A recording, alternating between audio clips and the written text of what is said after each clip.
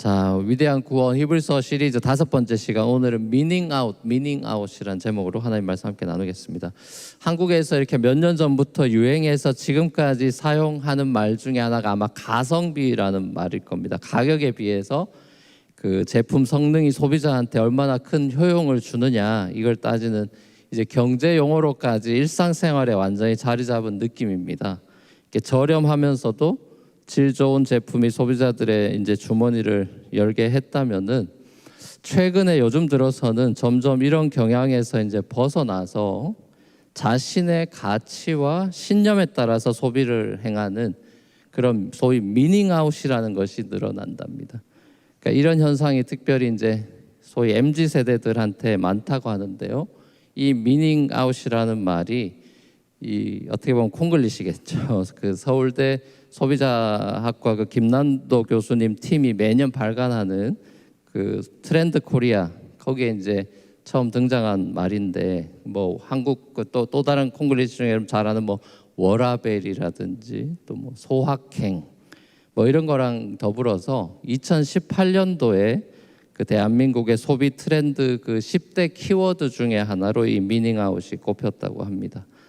이게 이제 그냥 무슨 뜻이냐? 그러니까 말 그대로 미닝, 의미를 뜻하는 미닝하고 아웃은 이제 커밍아웃, 그거를 이제 합쳐가지고 그 미닝 플러스 커밍아웃, 그걸 합쳐서 콩글리시로 이제 아마 미닝아웃이라고 하는 것 같습니다. 그러니까 소비 활동을 통해서 개인의 취향이라든지 신념을 표현하는 소위 이제 소비자 운동 같은 거겠죠. 그러니까 단순히 물건만 구매하는 데 그치는 게 아니고, 이 SNS 같은 걸 통해서 자신의 소비 행위나 습관을 알리고 이걸 이제 사회 문제로 환기시키는 일종의 소비자 운동을 하는 것이죠. 요즘 MZ 세대들이 옛날에는 잘 드러내지 않았던 그런 어떤 정치적인 것, 또 사회적인 신념, 이런 컨빅션, 이런 걸 거리낌 없이 이제 소비하는 행위를 연결해가지고 적극적으로 이제 표현하고 표출한다는 거죠.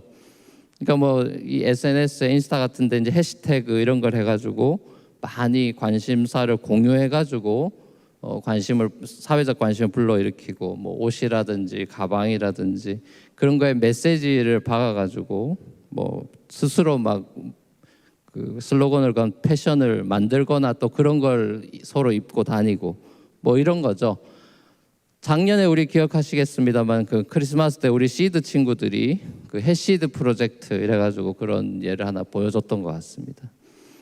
이 3년 전부터 이렇게 시작되고 유행하는 이런 미닝아웃이 이 한국뿐만 아니라 미국에서도 MZ 세대들에게는 일종의 이 소비 트렌드로 정말로 자리 잡아가는 듯한 느낌도 들긴 합니다. 뭐 탄소 제로니 뭐 친환경이니 이런 소위 메가 트렌드, 이런 거랑도 같이 가는 느낌입니다. 저는 히브리서 이 11장, 우리 지난주 11장 믿음장을 이제 묵상하면서 이 미닝아웃하고 이 믿음장이 많이 연결되는구나 싶었습니다. 믿음장에 등장하고 있는 소위 이 믿음의 명예 전당에 들어간 믿음의 선배들의 모습을 보면서 이 사람들이 이미 어쩌면 일종의 미닝아웃의 삶을 살았던 사람이다 싶었습니다. 물론 뭐 소비자 운동 이런 건 아니지만은 그 정신, 이 자기들이 가지고 있는 신념을 표출한다는 점에서 일종의 이 미닝아웃의 선구자들이 아닌가 싶습니다. 자신의 신앙, 이 믿음을 마음속으로만 이렇게 간직하고 있는 게 아니고 그 믿음을, 그 빌리프를 삶으로 적극적으로 표현하고 살았다라는 점에서 이미 미닝아웃의 삶을 살았다, 이렇게 생각해 보고 싶습니다. 오늘 본문에 자신의 믿음을 미닝아웃한 두 가지 예가 소개되고 있습니다. 바로 모세 부모랑 모세입니다. 지난 5분 묵상 시간에서도 제가 짧게 나눴듯이 이 두 사람의 믿음의 공통점은 왕을 두려워하지 않았다는 점인데요. 여러분이 잘 아시다시피 갓난 사내 애들 다 죽이라는 그런 바로의 명령을 어기고 이 갈대 상자에 아기 모세를 넣어서 나일강에 띄워가지고 살려내는 일을 한 이 모세 부모의 그 용감한 선택이 믿음으로, by faith, 믿음으로 행한 일이다라고 평가하고 있습니다. 특별히 이 유모로 이제 베이비시터로 왕궁에 들어가서 자기 친애기 모세를 키우게 되었던 어머니 요게벳의 그 믿음이 모세한테도 이어져서 모세도 하나님의 부르심을 받고 이제 어머니와 동일한 믿음의 선택, 용감한 선택을 내리죠. 바로 왕을 이제 바로를 거스르는 용감한 선택을 내리는 모습을 우리가 출애굽기에서 봅니다. 모전자전의 모습을 보는 것이죠. 자, 이런 점에서 믿음이라고 하는 것은 이 저항의 성격이 강할 수밖에 없구나, 이런 생각을 또 해보게 됩니다. 그러니까 사실 조용히 예수 믿는다라는 것은 불가능한 일이라는 것이죠. 조용히 집안에서 혼자 몰래 예수 믿는다는 것은 사실상 불가능한 일이다. 왜냐하면 믿음의 그 본질적인 성격상 분명히 자신의 그 믿음을 커밍아웃 할 수밖에 없는 그런 상황들이 우리 삶에는 닥치기 마련입니다. 그때 자신의 믿음을 드러내는 이 용기 있는 선택이 필요하게 되는 거겠죠. 제가 지난 6월 여름 가족 휴가 때 이 미스터 선샤인이라는 그 드라마를 몰아서 봤습니다. 운전도 많이 할 일이 있고 막 이래가지고 심심하고 이러니까 이제 틀어놓고 이제 듣고 뭐 간혹 보기도 하고 그랬는데, 이 드라마를 제가 보면서 참 많은 생각을 하게 됐고 그 아내랑도 이 드라마로 인해서 많은 대화를 했던 것 같습니다. 이 드라마를 보면은 일본 제국 치하에서 대한민국이 주권을 잃어가고 있을 때 그 나라의 독립을 위해서 일제에 이제 저항하고 끝까지 투쟁하는 소위 그 민병대라고 하는 민간인들이 군사 조직을 만든 그 사람들이 나오는데요. 민초라고도 표현하죠. 자, 그 당시에 양반 쌍놈 이런 사회지 않습니까? 그 양반 쌍놈 남녀 이런 거 할 것 없이 이 사람들이 민병대로 하나가 돼가지고 똘똘 뭉쳐서 나라를 구하겠다고 행동하고 비밀 접선하고 막 그런 내용들이 나오는데 그걸 보면서 굉장히 제가 감동을 받았습니다. 옛날 우리 선조들이 우리나라를 지키기 위해서 저렇게 목숨을 걸고 저항하고 그러다가 총에 맞아 죽기도 하고 칼에 찔려 죽었구나. 내가 지금 이렇게 안전하고 행복하게 살 수 있는 게 다 저분들의 피값이구나 하는 걸 새삼 느꼈습니다.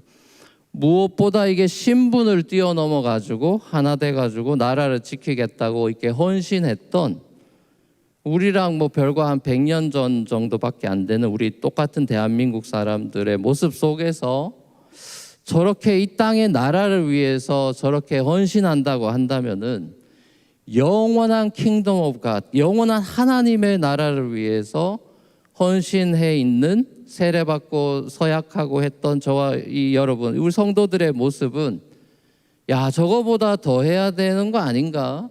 이런 생각을 지울 수가 없었습니다.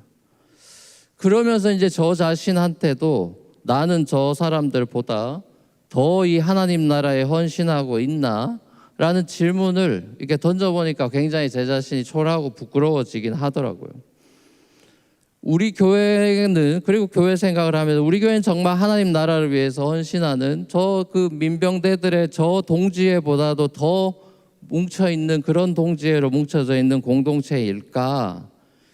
성찬식을 우리가 나누는, 예수 피를 나누는, 성찬식을 나누는 우리 공동체가 정말 예수 피를 마시면서 하나님 나라에 헌신하겠다라고 고백하고 표현하는 공동체일까? 정말 우리는 우리 안에 있는 이 믿음을 거침없이 드러내고 표현하는 이 미닝아웃의 삶을 살고 있나? 아니면 세상이 두려워가지고 좀 그냥 적당히 숨죽이면서 그냥 우리끼리 조용히 예수 잘 믿자 하면서 세상과 단절된 채로 산 위에 드러나 있는 그런 빛을 비추는 산동네가 아니라, 등경 위에 있는 등불이 아니라 등경 아래에 놓여진 그런 또 빛은 아닌가 자꾸만 되뇌게 됩니다. 지난 주일 설교 때 제가 나눈 것처럼 우리는 왜, 무엇을 위해 모이냐, 이런 질문을 지난주에 던졌죠.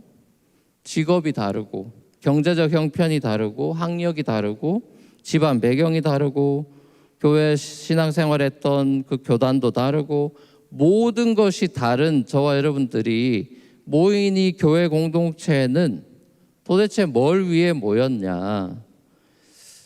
하나님 나라라고 하는 소위 이 대의 큰 뜻에 헌신해서 모인 사람들이 아니냐 하는 질문을 여러분들에게 오늘 아침에 던지고 싶은 겁니다. 사실이 요즘 같은 이런 소위 초개인주의 시대에 대의의 큰 뜻에 헌신하는 사람이 잘 없죠. 우리 대한민국도 100년 전에 그런 헌신했던 사람들의 나라와 지금의 모습이 많이 좀 다르다는 느낌이 들지 않습니까?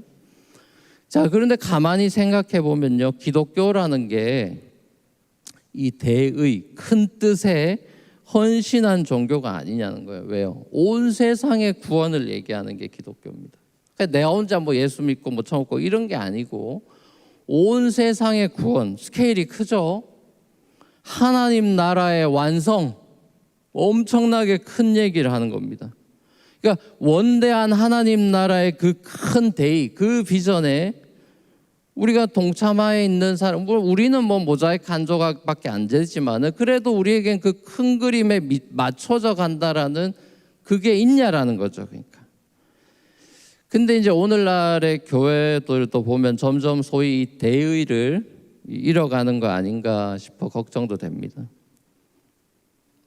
교회들이 대의를 잃어가는 게 아닌가. 큰 뜻을 품고 사는 그런 이들이 적어 보인다. 뭐 사회뿐만 아니라 교회도 마찬가지라는 거죠. 그러니까 목회자들은 온통 자기 교회밖에 모르고 자기 교회, 자기 목회가 제일의 가치가 되고, 성도들은 또 자기 커리어 아니면 자기 가정 아니면 자기 애, 이게 제일 가치가 됩니다.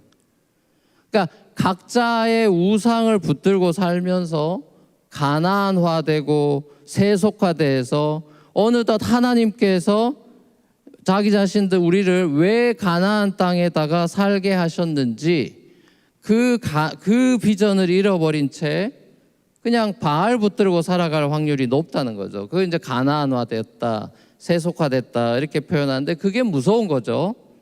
이게 가랑비에 옷 젖듯이 자기도 모르게 그렇게 변해가기 때문에 무서운 거예요.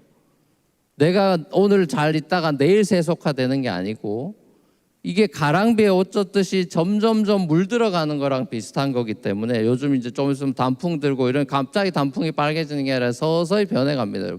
자세히 관찰해 보십시오. 요즘 약간 노래졌죠. 여름에 봤을 때 새파랬거든요. 운전하면서 제가 깜짝 놀랐습니다. 약간 노래져 있는 거예요. 아, 올 것이 왔구나. 그런 식으로 이제 그 변해가는 겁니다. 그걸 C.S. 루이스도 이런 식으로 표현했어요. 지옥으로 가는 사람들, 그 사람들 잘 걸어가다 낭떠러지 확 떨어지는 사람들이 아니고 이 사람들 굉장히 밋밋하게 내리막길을 가는 사람들이다. 그 내리막길이 자기가 알 수 없는 굉장히 밋밋한 각도로 치면 0.000 얼마 정도의 디그리로 내려가는 거죠. 그거 매일 그렇게 내려간다. 더 웃기는 건 그 길을 기쁨으로 웃으면서 걸어간다는 것입니다. 자, 이게 아주 그 촌철살인으로 C.S. 루이스가 표현을 한 거죠.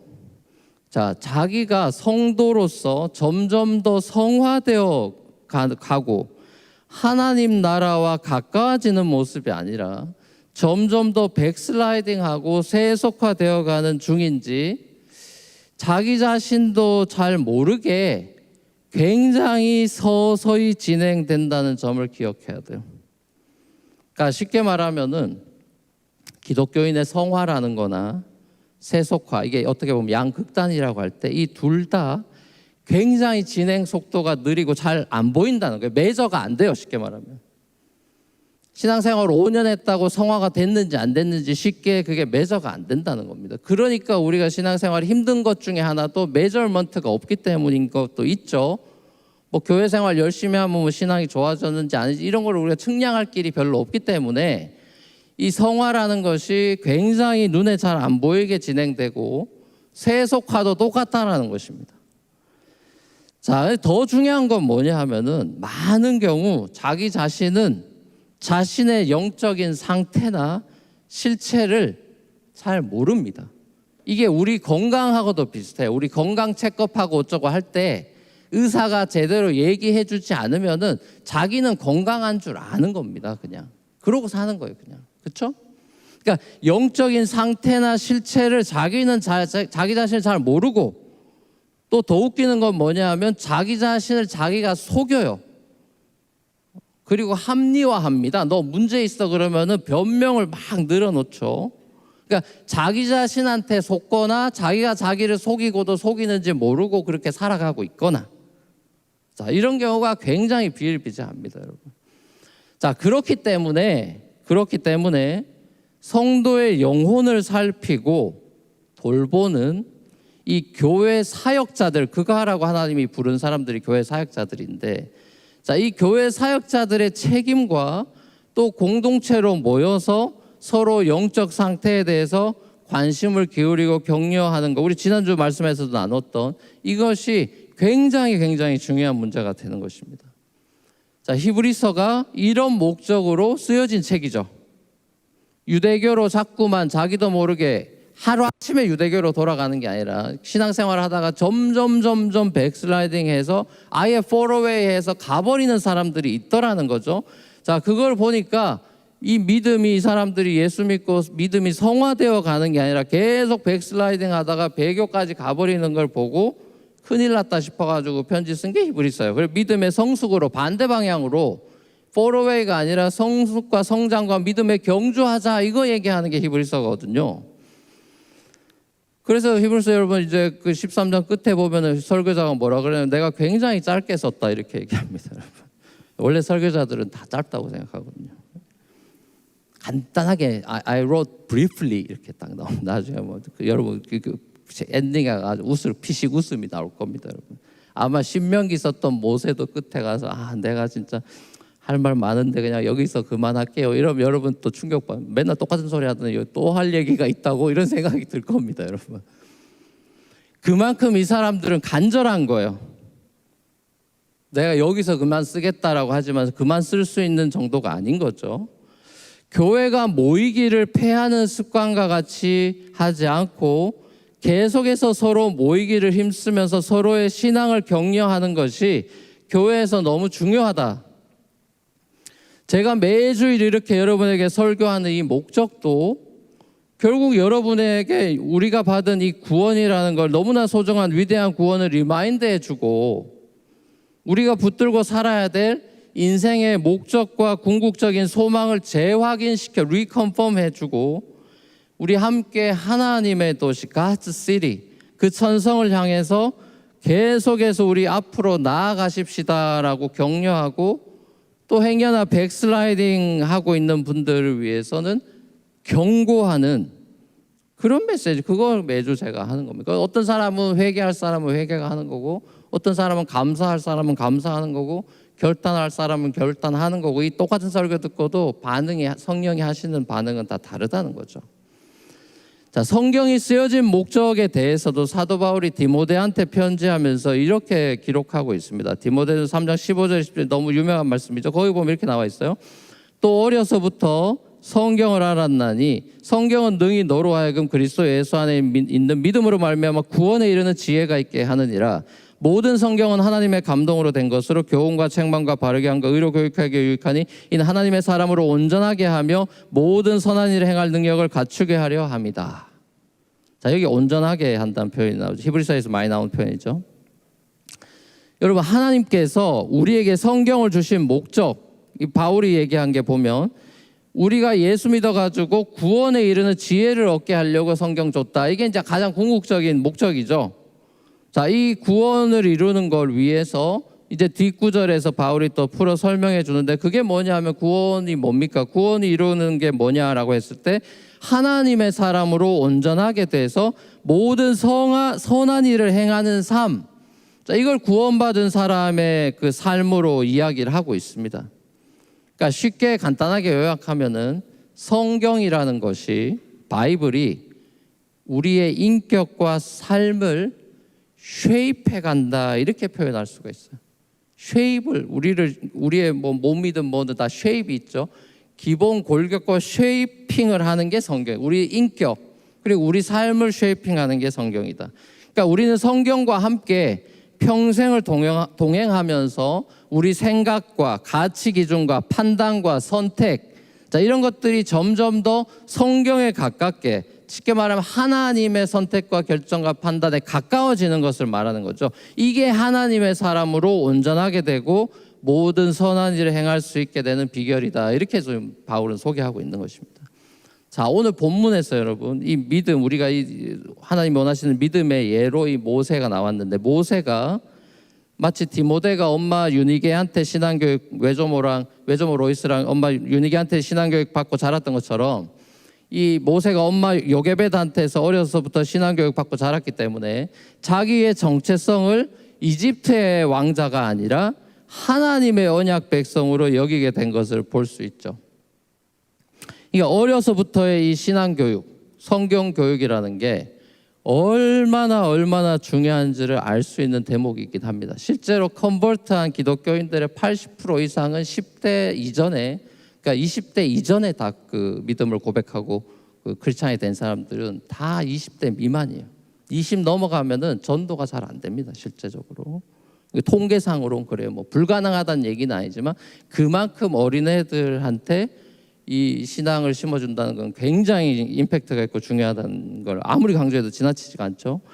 자, 모세도 이 엄마의 용기 있는 믿음의 영향을 받아서 당시의 절대 권력인 아무도 저항할 수 없던 파라오, 그 바로 왕을 대항해서 이 출애굽을 감행했던 믿음의 선택을 내리게 됩니다. 당시로서는 진짜 아무도 상상할 수 없는 저항이죠. 그 저항한 바로 죽임을 당하는 시대인데 이 용기가 도대체 어디서 나왔고 어떻게 가능한가? 자, 히브리서 설교자는 이 출애굽기를 묵상하면서 이렇게 해석하는 것을 봅니다. 모세의 용기, 모세의 믿음에 그 밑바탕에 뭐가 있었나? 이 히브리서 설교자의 해석, 성경 해석, 구약 성경 해석은 이 모세가 그리스도를 바라봤다. 그리스도를 바라봤고 장차 받을 상을 내다봤다. 이렇게 해석을 해요. 출애굽기 묵상하고 신약의 해석을 하는 겁니다, 쉽게 말하면. 자, 이건 굉장히 놀라운 장면인데요. 하나님의 벗이라고 불리고 시내산에서 하나님 페이스 투 페이스 대면하여 봤던 모세가 하나님한테서 율법만, 딱딱한 율법만 받은 게 아니라 이 율법이 가리키고 지향하고 있는 걸 모세가 바라봤다는 소리를 하고 있는 것입니다. 자, 그럼 이걸 우리가 히브리서 설교자는 이거 어디서 도대체 끌고 왔냐라고 했을 때 그 해석의 근거가 어딨냐 그럴 때 신명기에 나옵니다. 그거 가지고 이제 분명히 얘기한 거예요. 신명기 18장 15절에 보시면요, 죽기 전에 했던 모세 설교 보면 당신들의 하나님은 당신들의 동족 가운데 나와 같은 예언자 한 사람을 일으켜 세워주실 것이니 당신들은 그의 말을 들어야 합니다. 이렇게 하면서 하나님이 이 말을 해줬다는 걸 17, 18절에 얘기하는데요. 그때 주님께서 나한테 말씀하시기를 그들이 한 말이 옳다. 나는 그들의 동족 가운데 너와 같은 예언자 한 사람을 일으켜 세워서 나의 말을 그의 입에 담아줄 것이다. 그는 내가 명한 모든 것을 그 백성들한테 다 일러줄 것이다. 이렇게 하나님이 모세한테 얘기한 걸 백성들한테 이제 마지막 설교를 하고 있는 겁니다.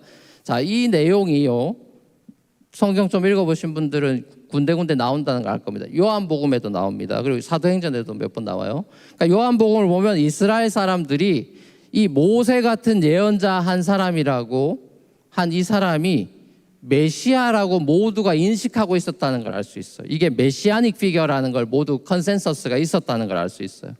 자, 그리고 사도행전에 가보면은 사도 베드로라든지 순교자 스데반의 설교가 나오지 않습니까? 사도행전 초반에. 자, 그 설교에 보면은 모세가 예언한 이 나와 같은 예언자 한 사람이 예수 그리스도라는 사실을 그 설교 듣던 초대교회 성도들이 다 받아들이고 이미 컨센서스가 있었다는 걸 알 수 있어요. 자, 그러니까 히브리서 설교자도 이런 구약에 대한 그리스도 중심적인 Christ-centered interpretation에 대해서 그 초대교회 당시엔 다 공유가 되고 있던 거예요.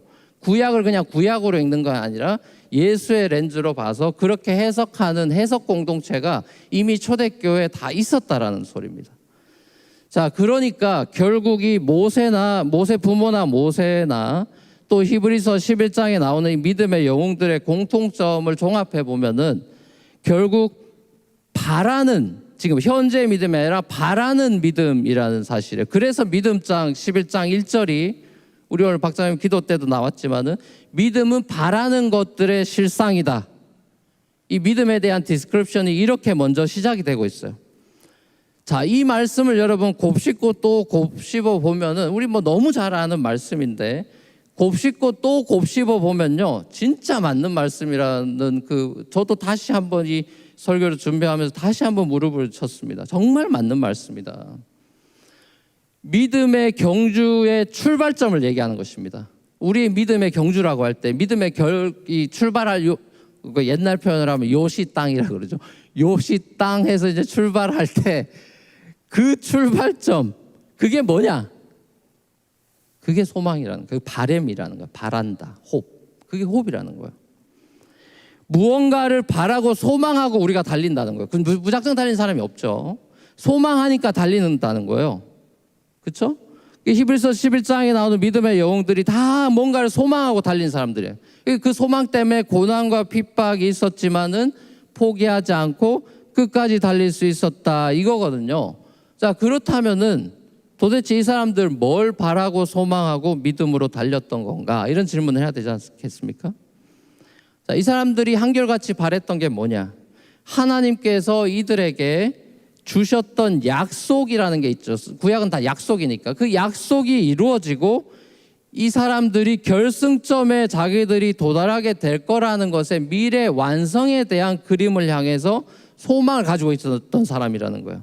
그러니까 모세는 장차 오실 그리스도라는 거는 그 그리스어로 표현된 거고 똑같은 단어가 메시아죠. 그러니까 구약식 표현은 메시아고 신약식 표현은 그리스도거든요. 그러니까 예수 그리스도라는 얘기는 다르게 말하면 예수 메시아 이 소리입니다. 자, 그러면은 모세가 장차 오실 그리스도 메시아를 바라보고 자신의 믿음의 경주를 달렸다는 소리입니다. 쉽게 말하면. 자, 그리고 모세의 믿음의 그 마라톤, 믿음의 경주의 그 바톤을 우리 이어달리기 할 바톤이 있죠. 그 바톤을 여호수아가 받았죠. 여호수아가 그 바톤 받아가지고 또 자신의 믿음의 경주를 달렸습니다. 자, 여호수아의 믿음의 경주의 바톤을 이어받아가지고 사사들이 믿음의 경주 달렸고 다윗이, 이사야가, 말라기 선지자가, 세례 요한이 믿음의 경주를 이어서 계속해서 달렸고 결국에 마지막 바톤을 누가 받습니까? 예수 그리스도가 받았어요. 예수님이 받았어요. 진짜 그리스도가 왔어요. 그리고 예수가 받았어요. 그 마지막 바톤을. 그리고 받아가지고 결승점에 골인했습니다. 예수님께서 모든 역사를 이어 내려온 믿음의 릴레이 이어 달리기의 결승점을 자신의 십자가와 부활로 통과하고 결승 테이프 끊고 구약의 믿음의 사람들이 그토록 바랬던 하나님의 약속, 하나님의 구원을 마침내 예수님이 이루셨죠. 그 바라던 실상, 실체가 드디어 만천하에 공개가 됐습니다. 자, 그리고 이제 저와 여러분들이 이미 결승점을 통과하고 모든 구원을 완성하신 예수님과 함께 새로운 믿음의 달리기 시즌 2 레이스를 지금 펼치고 있는 것입니다. 시즌 1이 끝이 났죠. 시즌 2를 우리는 지금 믿음에 이어 달리기를 우리가 이제는 오신 예수님과 함께 달리고 있는 것이죠. 자, 우리의 이 믿음의 달리기라는 것은 이미 오신 예수 그리스도와 함께 달리는 달리기고 또 이 달리기는 다시 오실 그리스도를 향해서 또 우리의 부활을 향해서 달리는 소망을 향한 그 소망을 품고 달리는 제2의 믿음의 경주가 시작이 된 거죠. 그렇다면 당연히 그렇게 우리에게 시작된 달리기라면 당연히 우리에게도 결승점이 남아있죠. 자, 이 결승점을 향해 예수의 다시 오심을 향해 달리는 이 땅에서의 우리의 삶은 믿음의 선배들처럼 소망을 품고서 믿음으로 달려가면서 이 땅에서 우리가 부딪히게 되는 이런저런 현실적인 어려움들과 고난들 속에서도 우리도 우리의 믿음의 영웅들처럼 우리의 믿음을 가만히 그냥 속으로만 삼키고 있는 게 아니라 미닝아웃 하면서 이 땅에 드러내면서 하나님 나라에 속한 백성임을 드러내는 믿음으로 살아가는 것이 당연한 일이겠죠. 우리가 이미 흔들리지 않는 하나님 나라를 은혜로 받았기 때문에 오직 의인은 믿음으로 말미암아 살아가는 거죠. 사랑하는 우리 뉴프런트 교회 우리 형제 자매 여러분, 우리의 믿음의 경주는 혼자서 끝까지 달려내야 되는 그런 외로운 달리기는 전혀 아닙니다. 여러분 착각하시면 안 돼요. 우리의 인생의 경주는요, 나 혼자 달리는 외로운 달리기가 전혀 아닙니다. 이거 완전 착각하면 큰일 나는 거죠. 그래서 뭐 우울해지고 낙심 이럴 필요 전혀 없습니다. 우리 믿음의 경주는요, 혼자 달리는 외로운 달리기가 절대로 아닙니다. 그게 뭐 결혼했냐 아니냐 이런 거하고도 아무 문제가 없는 거예요. 우리 인생의 믿음의 경주는 혼자 달리는 외로운 경기가 아닙니다. 그런 생각은 아예 버려야 돼요. 우리의 믿음의 달리기는요, 나와 함께 달리는 다른 사람들이 있어요. 마라톤 혼자 뛰는 마라토너가 누가 있습니까? 같이 달리는 사람들이 있죠.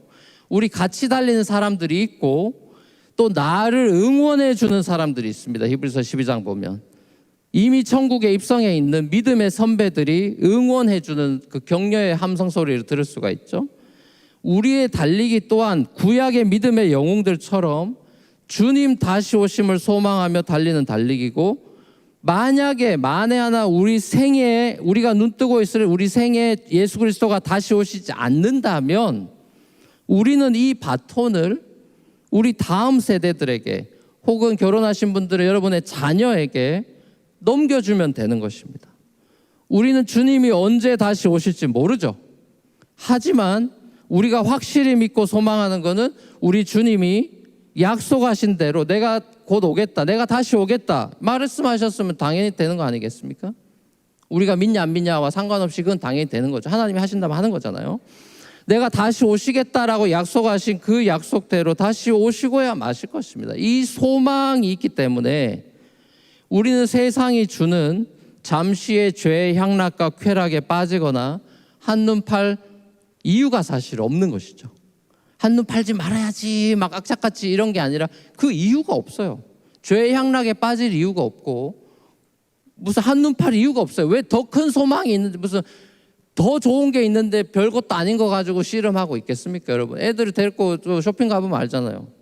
뭐 쳐다도 안 보다가 큰 거 주면 그거 조그만 건 쳐다도 보지도 않습니다. 바로 내팽개치죠.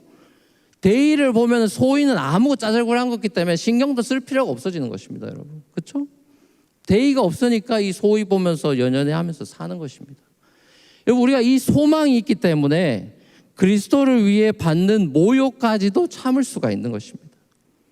옛날 어른들은 윤복희 씨는 노래하면서 바보란 소리를 들어도 줬어 이런 그 유행가였지만 그게 사실은 찬양을 부르셨었죠. 외로움도 견디어나겠소 바보란 소리를 들어도 줬어 이런 찬양을 했었죠. 보이지 않는 분을 마치 보는 듯이 바라보면서 우리도 믿음의 선배들처럼 견디어낼 수 있는 것입니다. 하루하루 우리가 믿는 이 소망의 도리를 굳게 붙잡고 그 믿음의 위력을 드러내면서 우리 삶의 의미 대신 예수 그리스도를 드러내는 그 미닝아웃의 삶을 하루하루 살아가게 되는 저와 여러분의 삶이 될 수 있기를 우리 주님의 이름으로 간절히 축원합니다.